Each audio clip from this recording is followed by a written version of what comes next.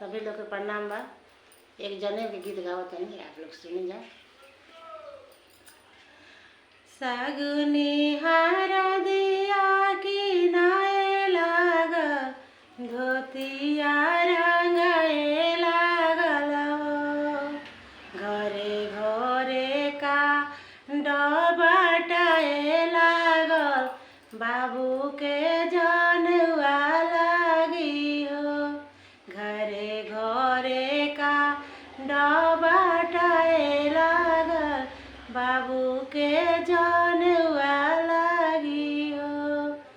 मौसी ताई ली मौसा के साथे, मामी मामा के साथे हो।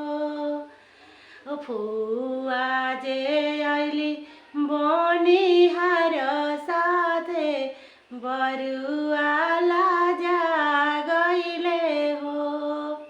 फुआ त आइली बनिहार संगे, बरुआ लाजा गइले हो। दुअरा चढ़ी बैठेलन बरुआ के पापा, बहिनी से पूछेलन हो। काहे बहिनी अइलन, काहे ना जीजा बने हार संगे काहे अइलू हो।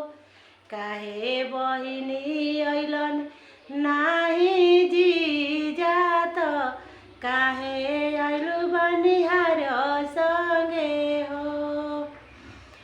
तोहरो ताजी ए भैया जीजा रुसल बाड़न, कोठा ऊपर सुतल बाड़न हो।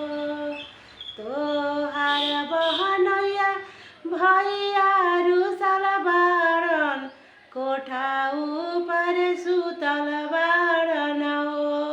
मांगतड़न गल के चैनावा त, एही लागी नाही अइलन हो।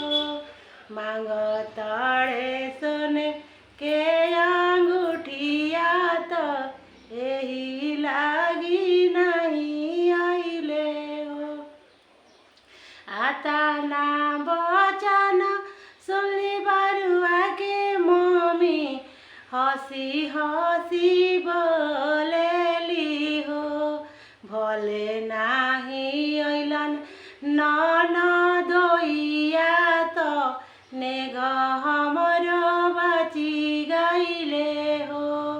भले नाही अइलन ननदोइया त, नेग